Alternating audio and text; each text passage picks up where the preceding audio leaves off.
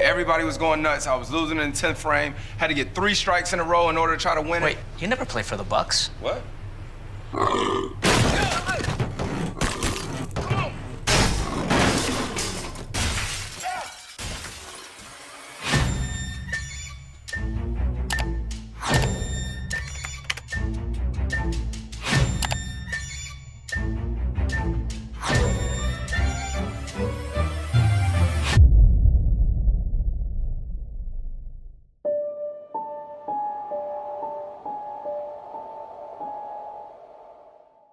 I'm sure it's pretty obvious that one of my favorite topics to tackle on this channel is NBA coincidences. And you know that sometimes those coincidences aren't really coincidences at all. I believe there has to be more to it than them just simply being coincidental, if you know what I mean. So yeah, the ones that I'm gonna talk about in this video could just be a coincidence, but like the title says, I think not. And trust me, you're gonna wanna stick around till the end because you will hardly believe it. When Chris Paul and the Phoenix Suns were eliminated in Game 6 of the NBA Finals, of course a lot of you guys instantly hopped on social media to see what people were talking about. I mean, so did I, but what I specifically did was go back and watch this famous State Farm commercial. Everybody was going nuts. I was losing in the 10th frame. Had to get 3 strikes in a row in order to try to win it. Wait, you never played for the Bucks? What?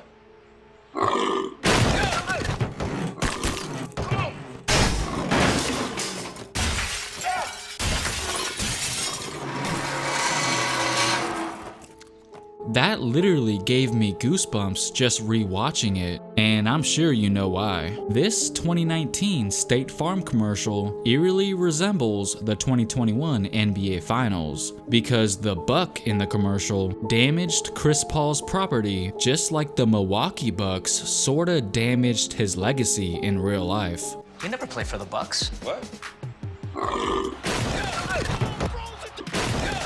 Man, that foreshadowing was on point. Even the way the Buck had a stare down with him in the commercial looks very similar to Giannis's famous stare down. Now hold on, that wasn't the only hint hidden in this commercial. Look in the background of this part right here. Notice anything interesting? The 2 jerseys hanging up on the wall provided another crucial clue. The one on the left is obviously his New Orleans jersey, and the other, I believe, is his Wake Forest jersey. Now, what do you get when you add those numbers up? None other than 6, which is exactly how many games it took for the Bucks to win the title. Yeah, Bucks and 6 always. That's for the culture. And the last clue that was literally right in front of our eyes was the bowling ball that was right next to CP3's head. Now, I don't know about you guys, but to me, the design on this particular ball strangely resembles the mythical Phoenix bird. This bird symbolizes resurrection and rebirth, which you could argue that his move to Phoenix also represented those things as well. And in ancient Greek and Egyptian mythology, it is associated with the sun god. So as far as I can tell, this commercial subliminally revealed the 2021 NBA Finals matchup 2 years before it even took place. There's a lot of things you can call this, but I refuse to call it just a coincidence. You could argue that they always tell us the script beforehand. It's just up to us to pay close attention. Could this possibly be an example of that?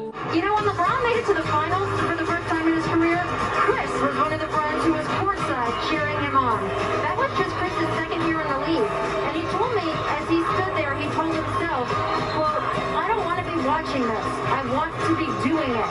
So there's certainly some poetry in the fact that 14 years later, if he is going to finally make good on that goal to reach the championship round, he has to go through his friend LeBron to get that. Basically, Rachel Nichols was mentioning how Chris Paul was sick and tired of going to watch LeBron play in the finals, and that he wants to be on the other side of that for once, which is totally understandable. But if you listen to what Mark Jones says right after that, it's clear that he was outright telling us what was inevitably gonna happen. And maybe it'll be the other way around, Rachel, with LeBron visiting CP3 at the finals. And lo and behold, he was right. And LeBron James here, no doubt to cheer on one of his closest friends, Chris Paul. Guys, you have to consider the fact that this was literally only the first game of the first round. So why even bring up the possibility of Chris Paul going to the finals when they didn't even know if they would get past the Lakers to begin with? Or did they? I believe he was subtly giving us a warning sign for his own amusement. And maybe it'll be the other way around, Rachel, with LeBron visiting CP3 at the finals. Sure, you could say that Mark Jones just luckily called it, but what if they planned these storylines out ahead of time? I've already touched on this one in the past, but I forgot to point out a pretty scary part. So if you've watched this video before, then you would know all about this very suspicious Lakers intro. As you can see, the intro video shows a man in a quarantine suit with a face mask, and the reason that's so significant is because this game took place in October of 2019. Pretty strange considering we barely even knew of the virus at that point in time.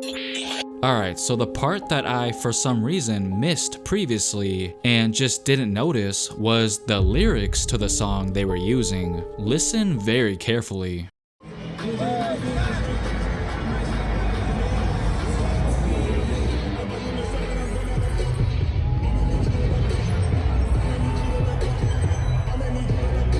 Now think, what is the definition of social distancing? Pretty much this.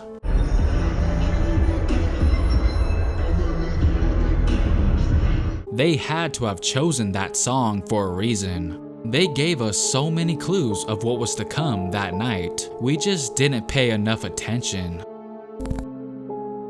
When this whole pandemic thing became real, there wasn't really any other choice but to sit at home and pretty much watch Netflix all day. And in doing so, many people came across this Disney movie called Tangled, resulting in people quickly realizing that there are many similarities between the movie and the real-life quarantine situation we were going through. Wait until you hear this. It was discovered that the kingdom that Rapunzel was born in and kept away from by her mother is called Corona. She was basically forced to social distance herself from the kingdom.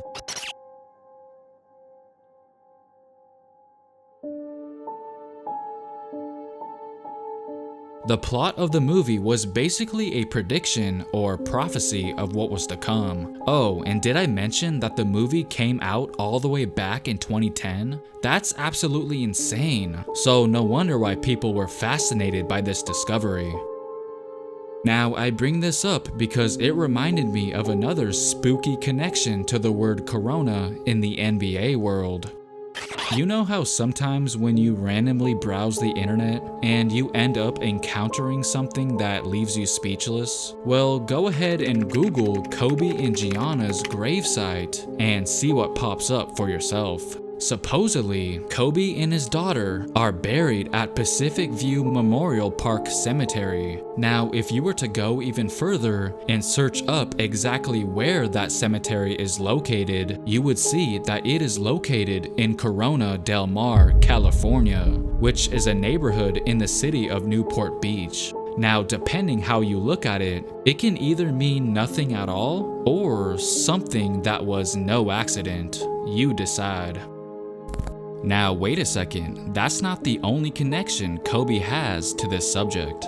Around the time of Kobe's death, some individuals discovered that if you were to translate the English word COVID to Hebrew, you get this word. And then if you were to take that same word and translate it back to English, you get none other than Kobe. Making many question, was Kobe Bryant's death the catalyst to all the events that transpired in the year 2020? Now here's the strangest part. If you were to convert those words now, the word Kobe would not pop up, and instead it would be a direct translation back to the word COVID. Supposedly that was changed only a few days after this discovery. Is it just me, or were they trying to hide something? I guess we'll never really know.